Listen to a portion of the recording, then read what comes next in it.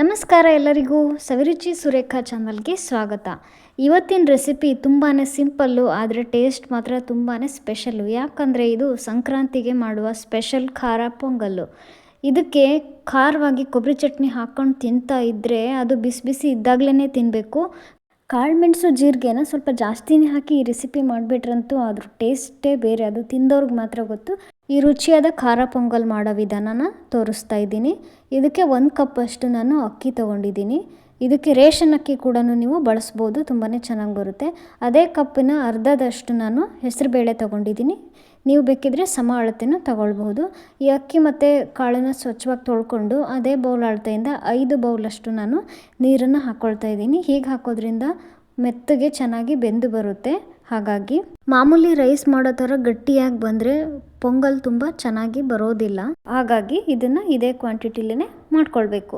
ಇವಾಗ ನೋಡಿ ನಾನು ಕರೆಕ್ಟಾಗಿ ಅಳತೆ ಮಾಡಿ 5 ಕಪ್ಪನ್ನು ಹಾಕ್ಕೊಳ್ತಾ ಇದ್ದೀನಿ. ಬೇಕಿದ್ರೆ ಸ್ವಲ್ಪ ಜಾಸ್ತಿನೂ ಹಾಕ್ಕೊಳ್ಬಹುದು. ರುಚಿಗೆ ಉಪ್ಪನ್ನು ಹಾಕ್ಕೊಳ್ತಾ ಇದ್ದೀನಿ, ನೋಡಿ ಹಾಕ್ಕೊಳ್ಳಿ, ಮತ್ತೆ ಕೂಡ ಹಾಕ್ಕೊಳ್ಬಹುದು. ಇವಾಗ ಕಲ್ಲರ್ಗೆ ಅರಿಶಿನ ನಿಮಗೆ ಎಷ್ಟು ಬೇಕೋ ಅಷ್ಟು ಹಾಕ್ಕೊಳ್ಳಿ, ಜಾಸ್ತಿ ಹಾಕಬಾರ್ದು. 3 ವಿಷಲ್ ಕೂಗಿಸ್ಕೊಳ್ಬೇಕು, ಅಷ್ಟಾದರೆ ಸಾಕು. ಅಷ್ಟರೊಳಗಡೆ ಖಾರವಾಗಿ ಚಟ್ನಿ ಮಾಡ್ಕೊಂಡು ಬಂದುಬಿಡ್ತೀನಿ. 1 ಬೌಲಷ್ಟು ಕೊಬ್ಬರಿ, ಜೀರಿಗೆ, ಬೆಳ್ಳುಳ್ಳಿ ಹಾಗೆ ಶುಂಠಿ ಹಾಕ್ಕೊಳ್ತಾ ಇದ್ದೀನಿ. ಇವಾಗ ಕರಿಬೇವು ಮತ್ತು ಖಾರಕ್ಕೆ 5 ಹಸಿರು ಮೆಣಸಿನ್ಕಾಯಿನ ಹಾಕ್ಕೊಳ್ತಾ ಇದ್ದೀನಿ. 3 ಟೇಬಲ್ ಸ್ಪೂನಷ್ಟು ಹುರಿಗಡಲೆನ ಹಾಕ್ಕೊಳ್ತಾ ಇದ್ದೀನಿ. ಇವಾಗ ರುಚಿಗೆ ತಕ್ಕಷ್ಟು ಉಪ್ಪು. ಬೇಕಿದ್ರೆ ನೀವು ಸ್ವಲ್ಪ ಹುಣಸೆ ಹಣ್ಣನ್ನು ಹಾಕ್ಕೊಳ್ಬೋದು, ನಾನಿಲ್ಲಿ ಹಾಕಿಲ್ಲ.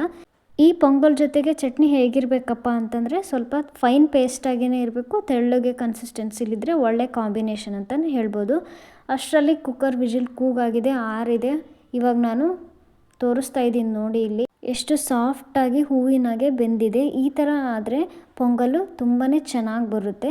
ಇವಾಗ ಇದಕ್ಕೆ ನಾವು ಬಿಸಿನೀರನ್ನು ಹಾಕ್ಕೊಳ್ಬೇಕಾಗುತ್ತೆ, ತಣ್ಣೀರನ್ನು ಹಾಕಬಾರ್ದು, ಬೇಗ ಬೇಯೋದಿಲ್ಲ.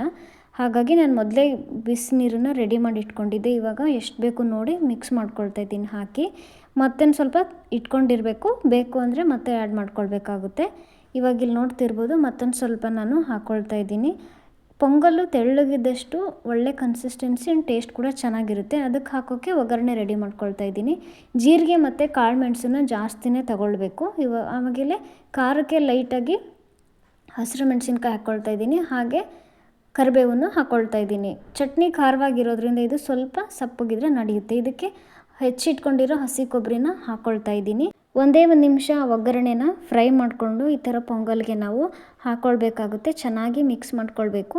ನಾನು ಶುಂಠಿ ಬೆಳ್ಳುಳ್ಳಿನ ಮೊದಲೇ ಹಾಕೋದು ಮರ್ತಿದ್ದೆ, ಹಾಗಾಗಿ ಸಪ್ರೇಟಾಗಿ ಒಗ್ಗರಣೆಲಿ ಹಾಕಿ ಮಿಕ್ಸ್ ಮಾಡ್ಕೊಳ್ತಾ ಇದ್ದೀನಿ.